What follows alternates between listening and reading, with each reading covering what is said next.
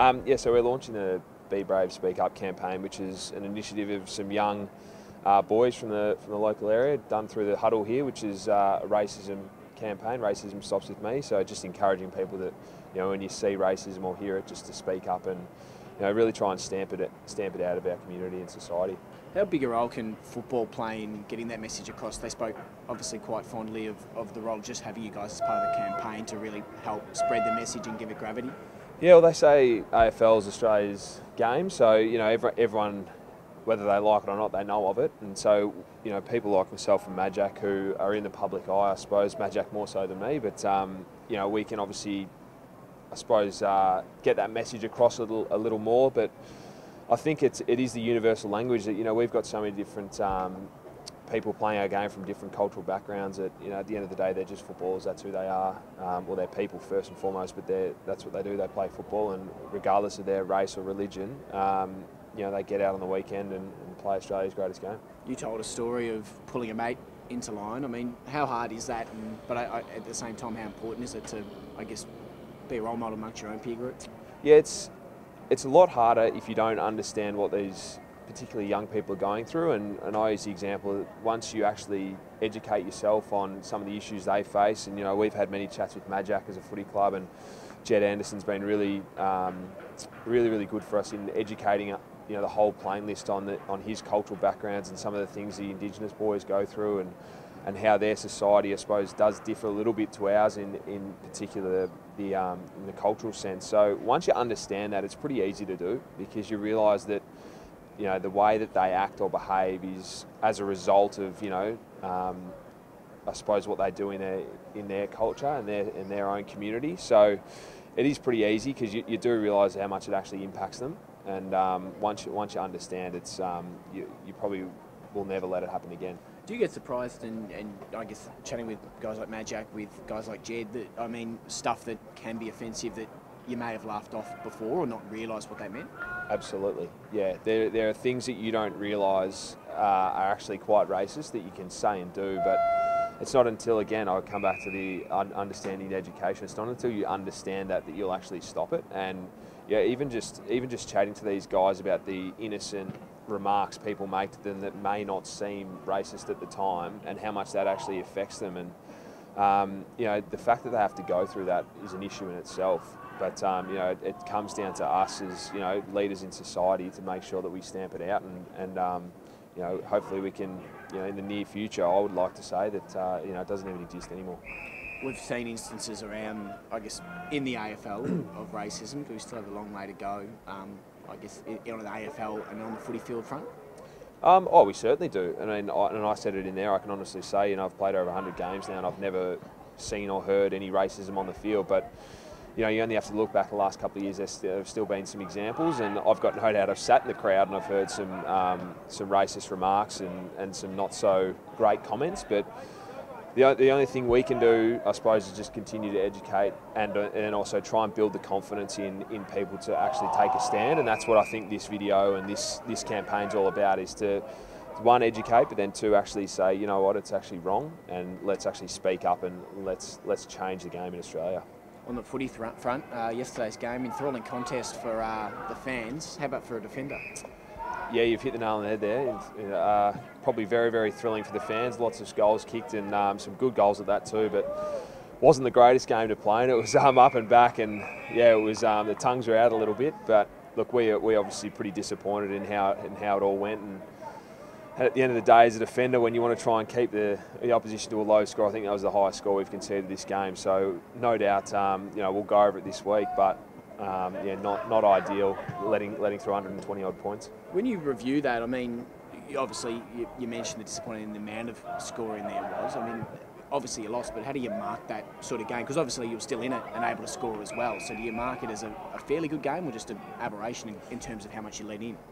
Yeah, well, there's two parts to the game. There's obviously offence and defence, and when we've got the ball, we can't necessarily defend, and when they've got the ball, we can't attack. So I would say our offensive game was really, really, really strong yesterday, but then our defensive game was really poor. So if you break it down to those two aspects, I think you get a pass mark for one and a fail for the other. And to be honest, Essendon are probably saying the same thing. They were able to kick 120 odd points, but we were still able to kick 100 points as well. So it's probably the game the AFL really wants to see. Both teams kicking 100 points, lots of goals, and highly entertaining. But from our point of view, we want to do whatever we can do to win the game.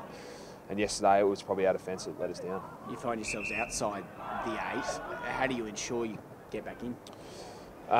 Keep winning. That's the crux of it, I suppose, is just we take on Gold Coast this weekend, and we can shy away from the fact that we do have this opportunity to make a mark in the last sort of 7 or 8 games of the year. But we'll confront that, and we'll probably have a chat about it this week. That we've got a really, really good opportunity in front of us. It obviously starts with Gold Coast this week, but if we're kidding ourselves if we think we'll just keep going on the way we're going, we obviously need to make some improvements. But I suppose it's just keep winning and improving week to week, and make sure we don't want to just scrape into the 8 and pat ourselves on the back and lose a first final. We want to make sure we're playing really good footy that allows us to make finals and then have an impact as well. North's won plenty of admirers with, I guess, the way you've probably exceeded the outside expectations. Do you have a chat about ensuring that you don't just make this a brave year and you actually do turn it into something and do something in the finals, not just miss out and go, oh well, we exceeded expectations? Yeah. Well, that's a little bit what I was talking about. You don't want to just scrape into finals and everyone pat you on the back and says, geez, you've exceeded our expectations, because our expectations is you want to play and win every game, and there's no point just scraping into finals and making up the numbers and then getting knocked out first week. It's a bit of a waste of a year. If you give yourself the opportunity to play in a final, we've played in a couple in the last couple of years, or last 4 or 5 years. It's exactly where you want to be, but you want to be winning them as well. So, we can say that the expectation is, even if you just miss finals, you've exceeded expectation. But we want to get there and we want to have an impact. Always have these questions on a Monday, but Mason Wood looked like he picked up a bit of an injury. Do you know how he is, or what the process is from here? Oh, it's a hamstring, and that's about all I know. That's straight from Mace after the game. Yes, I haven't seen him this morning, but. We've touched wood. We've been pretty lucky with injuries this year, but it's unfortunate. He was playing some good footy. He was making some inroads, but he'll no doubt, by the looks of it, without being a doctor or anything, he'll miss a couple of weeks. But who knows how long that'll be. That's a big blow, I guess, given with Jared Wade out as well. It puts a lot of pressure on Ben Brown. It does. But I would argue that he doesn't really feel the pressure. He's the kind of guy. He's kicked so many goals this year, and he's created the amount of contests he created yesterday was just phenomenal. But I look at the other guys in that forward line. Jack Zeebel's played there this year and really stepped up in that forward role, and almost playing as his own key forward down there. And we've got some young guys in the VFL that a lot of the outside world hasn't seen yet. And who knows if one of them gets an opportunity. But we may even go with a different structure. I'm not too sure, but that's that'll all be discussed this week. You must be feeling for Mason, forced his way in with some great VFL form, was putting some good games together, and I guess this sort of blow it must feel for him as well. Yeah, you always feel for anyone that gets injuries. I've had a few injuries along the way, but not as bad as some of the other boys. But yeah, it's never good. I mean, guys are here to play footy and get out on the park and run around with your mates. And whenever you're in rehab, it can get a bit of a lonely place in there. But he's been through this before, and he's come out the other side every time. So he'll put in the hard work, and there's still plenty of footy ahead of us this year, and he'll get back and play some good footy. It looks like 4 weeker, just that sort of hamstring, or you don't know?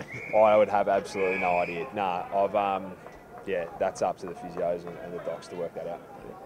Majak, I'll just also ask you about the launch today, and I guess the importance of the message we're starting here.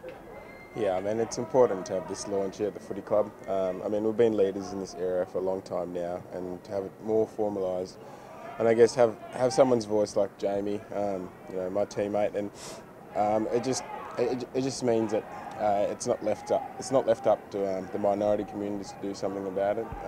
Everyone has a part to play, and everyone can stand up towards it.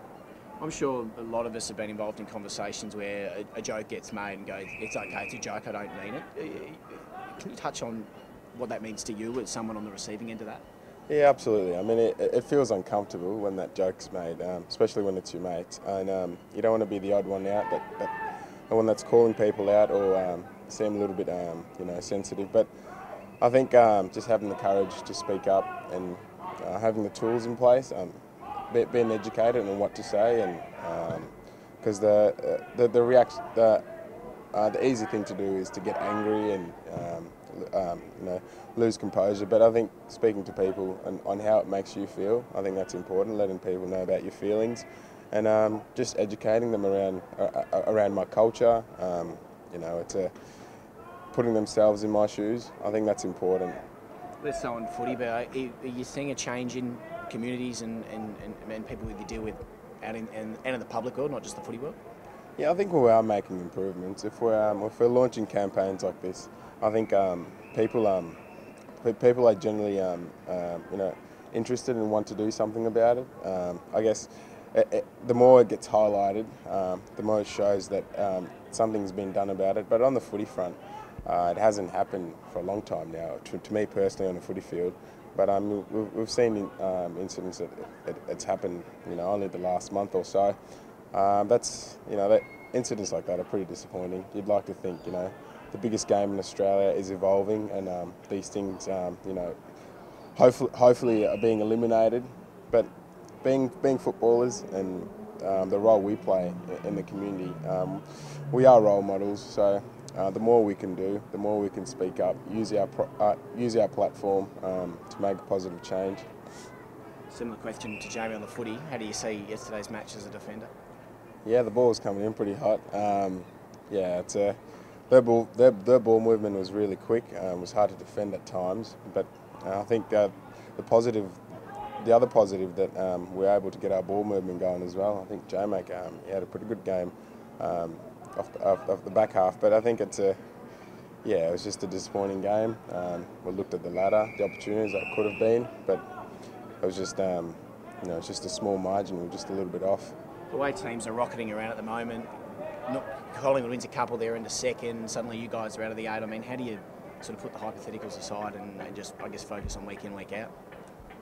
Yeah, absolutely. You don't want to look too far ahead, but it's also important to see the opportunities, and I think you've got to work hard for those opportunities. There are opportunities unless you work for them, and for us, I guess we've got to come back and have a look at what we did well on the weekend, how we can improve again, and how I can improve personally. I think, I can't say that game on the weekend that I played was one of my better games. Just got to try and see how I can be more consistent, better ways I can defend, how I can work in for the back six. But yeah, we can't look too far ahead. We've got things that we need to work on, and we know what they are, and yeah.